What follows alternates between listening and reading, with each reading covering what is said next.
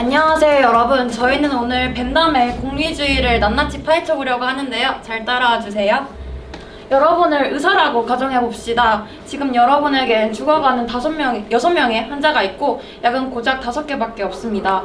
이 중 A라는 사람을 살리기 위해서는 약 5개를 모두 그에게 주어야 하지만 나머지 5사람에게는 약을 하나씩만 받아도 살 수 있다고 합니다. 그렇다면 여러분은 어느 쪽을 살리시겠습니까? 아마도 당연히 한 명, A를 희생하는 대신 5명을 살릴 것이겠죠. 이번엔 다른 병실로 가볼까요? 여기도 죽어가는 환자가 5이나 있군요. 각자 장기가 하나씩 불편합니다. 그런데 저기 저 멀리 건강한 남자 한 명이 지나가네요. 자, 생각을 해봅시다. 여러분은 죽어가는 5명을 살리기 위해 저 남자를 죽여 장기를 꺼낼 건가요? 앞선 사례와 결과는 같은데 말이죠.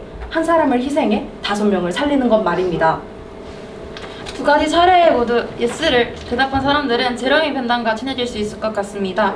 그는 공리주의라는 도덕 이론을 처음 명확하고 체계적으로 설명한 철학자인데요. 벤담은 인간이 고통과 쾌락에 지배받는 존재이기 때문에 옳은 행동이 무엇일지 결정할 때의 기준, 도덕적 판단 기준은 전체의 행복을 극대화하는 행동이냐 아니냐가 되어야 한다고 주장합니다. 고통을 빼고 남은 행복을 계산한 값, 즉 공리가 클수록 더욱 옳은 행위가 되고요. 최대 다수, 최대 행복. 많은 사람들이 많이 행복한 일일수록 좋다는 주장이 이상하게 들리진 않습니다. 그러나 결코 이 주장을 당연하게 생각하면 안 되는데요. 공리주의는 여러 문제점을 가지고 있기 때문입니다. 첫 번째로 공리주의는 인간의 존엄성과 권리를 크게 고려하지 않습니다.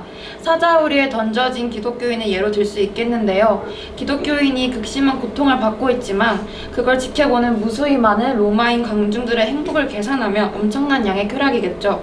그러나 결코 이를 진정한 행복을 추구하는 행위라 볼 수 없을 것입니다. 둘째, 행복을 계산할 때 모든 가치를 돈으로 환산할 수 없습니다.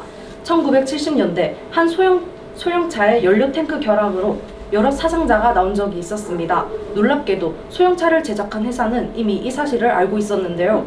그들은 자신들이 판매할 차량에 모두 안전장치를 부착하는 것보다 사고 확률을 계산해 사상자와 자동차 수리 비용에 대해 값을 지불하는 게 훨씬 더 이득이라는 계산을 마쳤기 때문입니다.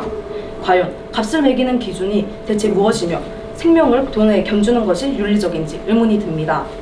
마지막으로 많은 사람들이 많은 행복을 누린다고 해서 무조건 이상적인 사회가 되는 것은 아닙니다. 질병이 전혀 없는 유토피아 세계를 가정해봅시다. 그곳에선 제비뽑기로 건강한 사람을 뽑아서 그 사람의 신체 기관을 필요한 여러 사람에게 이식해 그 사람들이 더 오래 살 수 있게 하는 서바이벌 로터리라는 제도를 운영하는데요. 제비뽑기를 뽑힌 사람은 이를 최고의 영광이라고 교육받았으므로 자랑스럽게 희생합니다. 또한 이식받은 사람은 건강해지니까 행복할 것이고요. 결과적으로 공리주의적 관점에서 보면 쾌락을 극대화한 것이 되죠. 그러나 과연 이런 사회가 정상적으로 보이시나요? 이 가정은 존 해리스 교수의 사고 실험으로 대다수가 찬성한 민주적 투표 결과에 따른 소수의 희생을 정당화시킬 뿐더러 이러한 희생은 잘못된 것임에도 불구하고 국가가 나서서 세뇌시켜 국민의 사회적 목적에 이용하는 전형적인 전체주의 국가의 모습을 보여줍니다. 이렇게 공리주의의 문제점까지 살펴보았는데요. 한번 직접 적용해 볼까요? 오멜라스라는 아주 행복한 도시가 있습니다.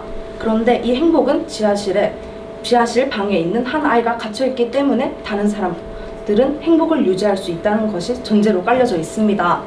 이 사실을 견디지 못한 사람들은 이곳을 떠납니다. 여러분이라면 어떻게 하실 건가요? 그냥 아이를 모른 체 하며 살 건가요? 다수를 위해 소수의 희생은 어쩔 수 없으니까? 아니라면 아이를 구해줄 건가요?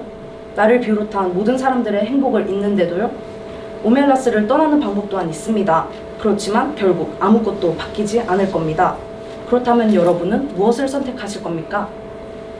저희는 이 딜레마에 빠져 답을 내리기까지 큰 고민에 잠겼는데요. 결국 아이를 구하기로 선택하였습니다.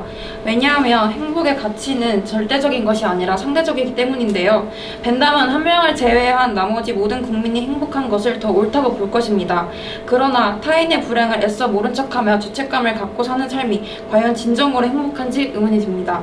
또 타인의 고통에 공감하지 못하고 그것에 무덤덤해져가는 사회에 사는 건 전 견딜 수 없을 것이라 봤기 때문이죠. 비록 다수결의 원칙에 기초한 민주적 정치 제도와 분배의 평등을 강조하는 복지제도 발전에 좋은 영향을 미쳤지만 오로지 행동의 결과만을 중시하는 한계점을 지니고 있습니다. 가장 최선의 선택은 바른 의도와 윤리적 과정을 통한 타당한 결과가 아닐까요? 이상으로 발표자 이다빈 손수아였습니다. 감사합니다.